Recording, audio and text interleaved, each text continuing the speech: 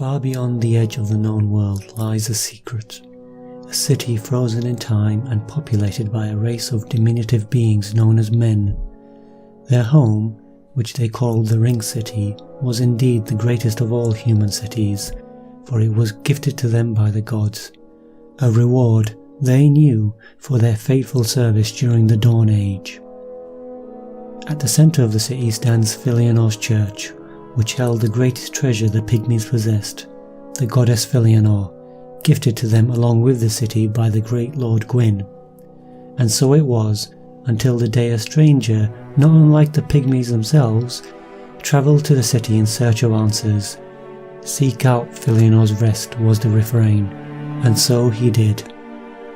The stranger made his way through the city and climbed the stairs leading up to the highest tower of the church. And there, in a room draped in the fickle beauty of 1,000 spring flowers, was Filianor, resting peacefully with a strange white sphere in her lap.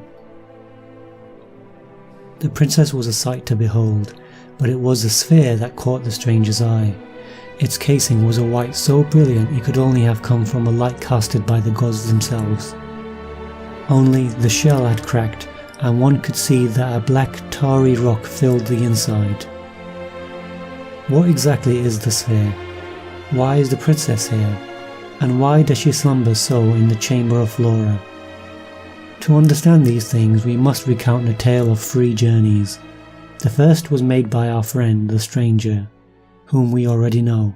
The second was made by a dutiful daughter. And the third journey was never made at all. At the dawn of the Age of Fire, one being stood above all others. Gwyn, the Lord of Sunlight, used the power of his great soul to overthrow the everlasting dragons and bend all creation to his will.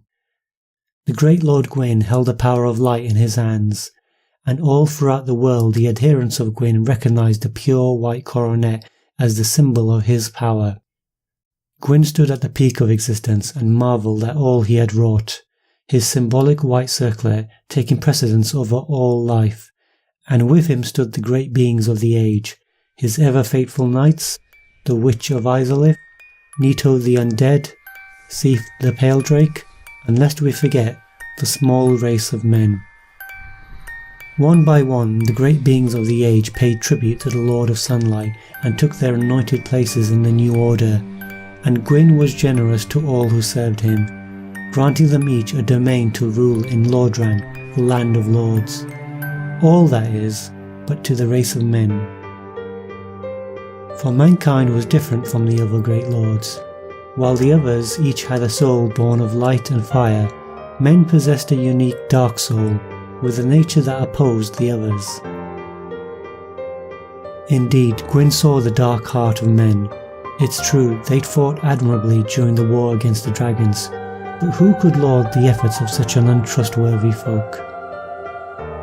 He knew, deep inside, they were naught but creatures of envy, and one day in a mad lust would seek to usurp his throne and plunge the world into an eternal darkness. So he hatched a plan to rid himself of this nascent threat once and for all. Using their lust for power against them, he would offer each of the pygmy lords a crown so they would call themselves king, while granting them a great city to rule over. But the pygmies' kingdom would be, in truth, their gilded cage. For Gwyn used the strength of fire to cast a seal over the pygmy's soul, forever containing the dark power that lay therein. But he would go further still. He desired not for the pygmy lords to ever leave their city, so he crafted a unique talisman, a talisman that would hold the city in Gwyn's gleaming white embrace, separating it forever from the rest of the world and ensuring the dark soul would forever be contained. But by itself the talisman wouldn't be enough, for unlike the gods, the power of the talisman could not last forever.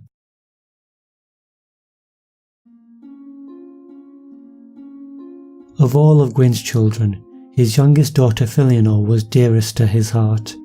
Kind in essence and gentle in spirit, the princess's favour knew no bounds and bestowed a great bounty on all who knew her. Filianor had a unique kinship with the land. She loved flowers and herbs of all kinds, and enjoyed nothing more than walking amongst the lush flora of a forest. The very land itself seemed to renew in her presence. From the greatest tree to the smallest flowers, they all grew faster and stronger from her mere touch, for Filianore was born with a very special gift. Her crest was a life-giving ornament of young grass, a badge every knight in the kingdom would be proud to bear. And those that fought bearing Filianore's crest on their sleeves were often rewarded with a gem of young grass dew, and any warrior blessed to receive such a token would be graced with increased stamina. For Filianore's gift was the ability to raise endurance indefinitely, or to put it another way, she was able to grant infinite stamina, and for this the young princess was cherished by all. Gwyn had his talisman to seal the power of the Dark Soul within the city, but only Filianore could extend the seal forever, and so it was that the Lord of Sunlight sent his youngest child to the end of the world to keep a watchful guard over his enemies, the only way he knew to ensure his Age of Fire would never die. And Filianore, dutiful daughter that she was, obeyed her father, said goodbye to all she had ever known and journeyed to the Pygmy city, believing with all her heart that he would come for her one day. Travelling with a strange white sphere, knowing only that she must keep it close to her at all times, Filianore took her place at the highest spire of the church built in her honour and began her long rest. And as she slept she dreamed of shining Anor Londo, of the brave knights therein, of the royal wood and its many plants and trees, of her heroic brother and generous sister, and of her loving father, who she knew would be there when she woke. All the while time passed as it is wont to do. Centuries turned to millennia, millennia to ages. The fire faded and was linked again. Great kingdoms rose and fell, but the Ring City stood unchanging, like a work of art, oblivious to the upheavals of the world and immune to the weathering power of time. Until, that is, at the striking of the final hour, when time and space had folded in on themselves, and all had turned to dust, a furtive ash made his way to the city.